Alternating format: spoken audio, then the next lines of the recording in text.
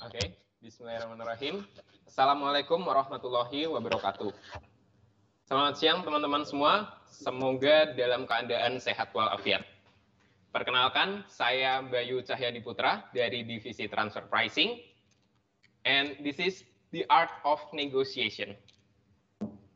Pernah nggak sih teman-teman mengalami suatu situasi di mana dalam suatu minggu tertentu harus menghadapi banyak sekali penugasan yang bisa dibilang itu minggu-minggu hektik lah. Nah, saya pernah menghadapi itu, khususnya pada saat di bulan-bulan peak season. Nah, dalam kegentingan menyelesaikan penugasan yang ada, biasanya kita dengan superordinat kita membuat suatu rencana kerja di pekan berjalan atau yang sering kita kenal sebagai weekly plan seperti itu. Nah, kita mencoba untuk menyusun skala prioritas penugasan mana aja sih yang sedianya perlu diselesaikan dalam minggu pekan berjalan tersebut. Nah, tapi seringkali di tengah-tengah berjalannya waktu, di tengah-tengah pekan, ada aja nih klien kita yang tiba-tiba menghubungi kita. Contohnya kayak waktu yang saya alami, di pertengahan pekan saya ditelepon ya sama klien, halo Mas Bayu, bisa minta tolong nggak untuk mempercepat report saya, karena reportnya udah diminta nih oleh pemeriksa, sehingga minggu depan harus disubmit. Kemudian masih dalam pekan yang sama, setelah saya tutup telepon, berikutnya ada telepon dari klien yang lain. Halo Mas, bisa minta tolong nggak untuk menyelesaikan PER 22, mengisi kuesioner PER 22 kami. Oke, pada saat itu, apa yang saya lakukan adalah menerima pesan tersebut dengan menyatakan bahwa Pak, Bu, baik, kami akan sampaikan terlebih dahulu kepada tim kami, dan kami akan menghubungi Bapak Ibu sekalian secepatnya.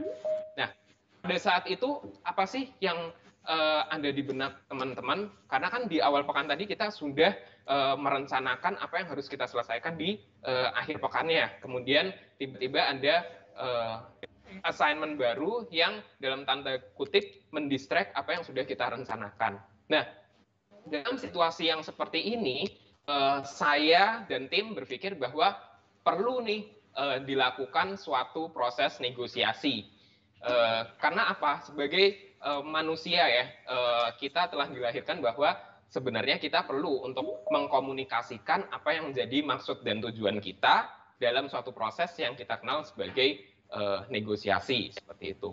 Nah, sebelum kita lebih jauh mendiskusikan tentang negosiasi, ada hal-hal yang perlu kita ketahui terlebih dahulu, bahwa poin penting dalam suatu negosiasi adalah kita perlu memahami posisi kita maupun posisi dari pihak lawan negosiasi, serta apa yang disebut dengan interest atau kepentingan dari masing-masing pihak.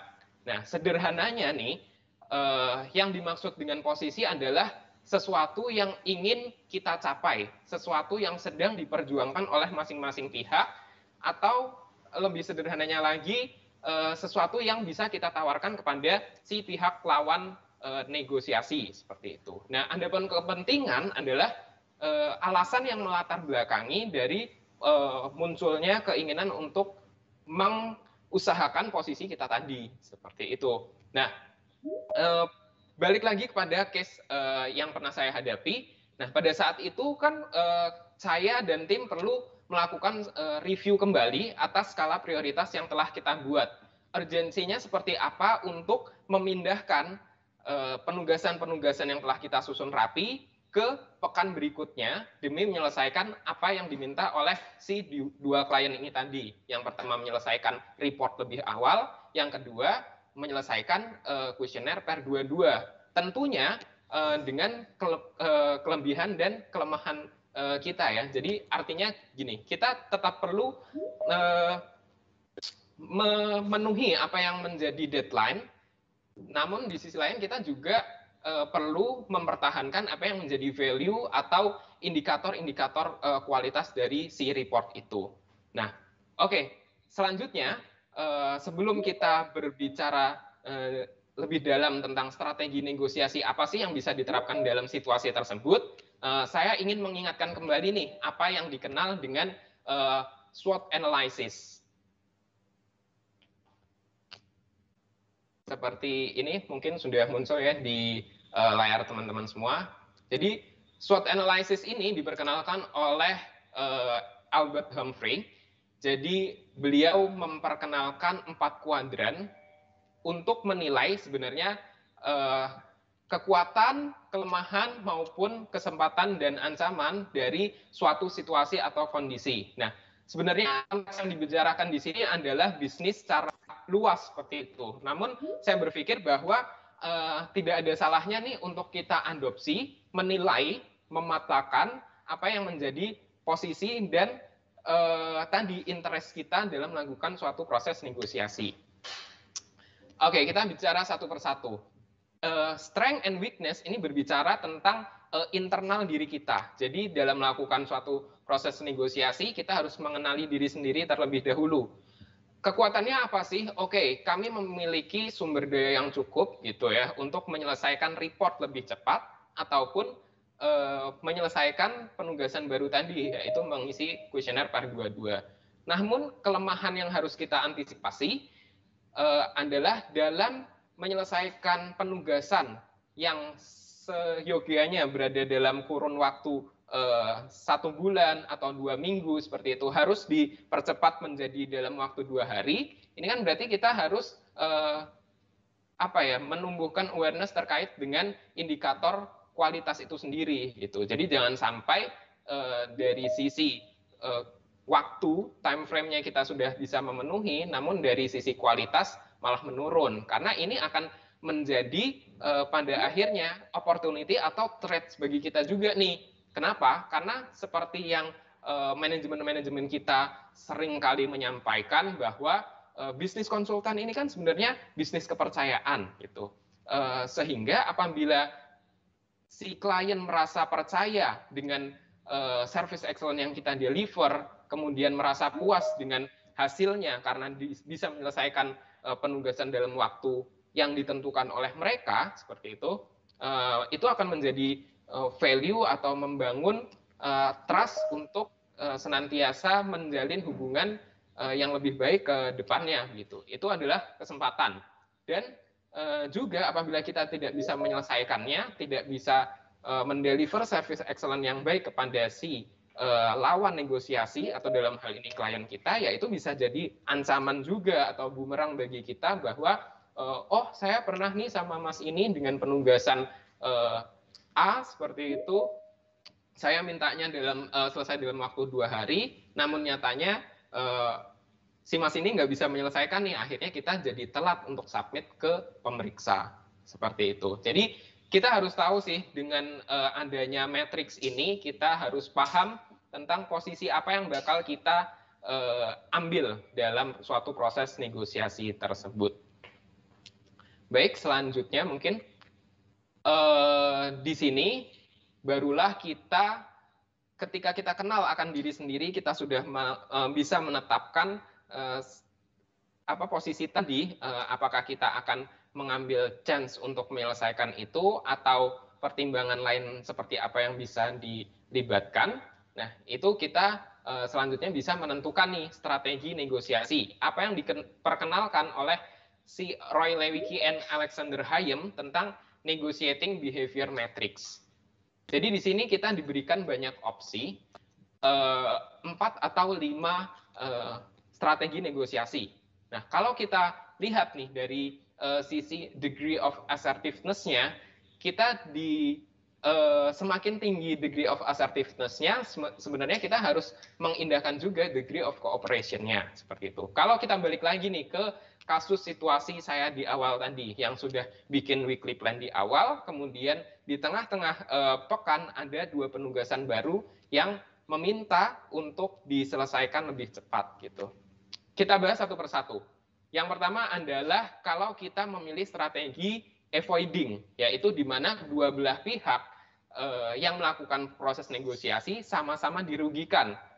Contohnya apa nih? Contohnya, oke, bisa saja saya bilang bahwa maaf Bu, penugasan ini harus diselesaikan dalam kurun waktu 3 bulan. Sedangkan ini Ibu meminta saya menyelesaikan dalam waktu 2 hari.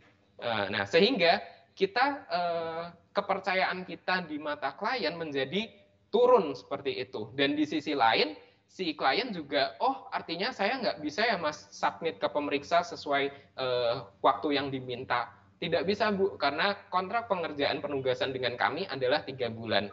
Jadi dalam hal ini kedua belah pihak sama-sama dirugikan. Kemudian yang kedua, kalau kita memilih untuk strategi dominating seperti itu, artinya karena kita merasa dibutuhkan, kita merasa dalam posisi yang benar, berada di posisi yang kuat, dengan mudahnya ya udah kita bilang bahwa oke, kita mengaku untuk bisa menyelesaikan, tapi dalam kualitas yang apa adanya ya Bu, gitu. Jadi oke, dari sisi ini kita dimenangkan, tapi dari sisi lain ibunya dengan pasrah, oh ya udah Mas, nggak apa-apa, yang penting bisa submit, seperti itu. Nah, kemudian ada lagi jenis strategi negosiasi yang lain. Dalam hal ini adalah accommodating atau loss win. Ya, ini sebenarnya kita berusaha untuk mengakomodasi ya, kecenderungan untuk oke, menerima apa yang diminta oleh pihak lawan negosiasi tanpa mempertimbangkan resources yang ada pada diri kita sendiri, sehingga pada akhirnya kepentingan dari si lawan negosiasi ini menang, sedangkan kita sebagai pihak yang melakukan negosiasi cenderung dirugikan. Begitu. Nah, ada nih teknik terakhir atau strategi negosiasi yang sebenarnya bisa menguntungkan kedua belah pihak. Nah, ini sebenarnya suatu strategi negosiasi yang sangat dibutuhkan nih di profesi kita sebagai seorang konsultan. Bagaimana kita bisa mengakomodasi kepentingan klien tapi tanpa merugikan apa yang menjadi resources kita gitu. Kita bisa menyelesaikannya dengan efektif dan efisien, dan kepentingan klien ini bisa kita penuhi. Nah, ini yang namanya win-win solution atau problem solving. Kita akan mengidentifikasi dulu dari internal kita. Oh, ternyata weekly plan yang sudah kita susun nih bisa nih kita tunda sampai ke pekan berikutnya. Toh juga masih dalam time frame yang sama gitu. Artinya tidak terlalu ekses apabila kita memasukkan 2 penugasan baru yang memang memerlukan waktu atau urgensinya lebih tinggi dibandingkan penugasan-penugasan yang lain. Sehingga dari sisi kita juga bisa memanfaatkan resources dan waktu kita dengan maksimal. Di sisi lain juga klien semakin percaya, semakin puas dengan service excellent yang kita deliver, seperti itu. Ya, mungkin sih Anda ya dari teman-teman sekalian punya kasus-kasus lain terkait dengan negosiasi. Nah, karena saya lebih banyak bersinggungan dengan klien, ya mungkin itu adalah isu-isu yang sering kali saya hadapi. Namun kan teman-teman yang lain mungkin dari divisi tax dispute gitu, banyak seringkali bernegosiasi dengan pemeriksa gitu kan. Nah, apakah strategi problem solving ini bisa kita terapkan dalam situasi dan posisi tersebut? Ya mungkin belum tentu ya. Bisa saja teman-teman bisa menerapkan strategi dominating, karena dalam memberikan argumentasinya bahwa kita percaya bahwa argumen kita benar di mata hukum, di mata pengadilan, ya kita harus mengedepankan itu.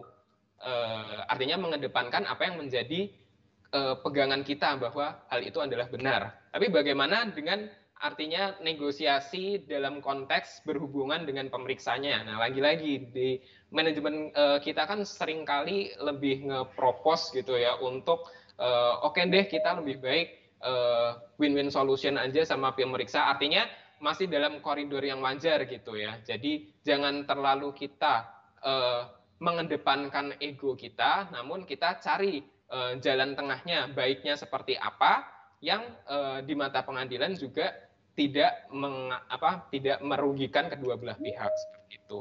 Nah, mungkin nanti akan ada kasus-kasus lain seperti itu dari teman-teman yang bisa jadi abis ini bisa di-share gitu ya teman-teman, supaya kita semua juga bisa belajar nih sebenarnya negosiasi ini macam-macam, apalagi kan ya tadi kita memang berprofesi sebagai konsultan, tapi kan kita juga manusia yang seringkali bernegosiasi dalam lingkungan keluarga, dalam lingkungan masyarakat seperti itu.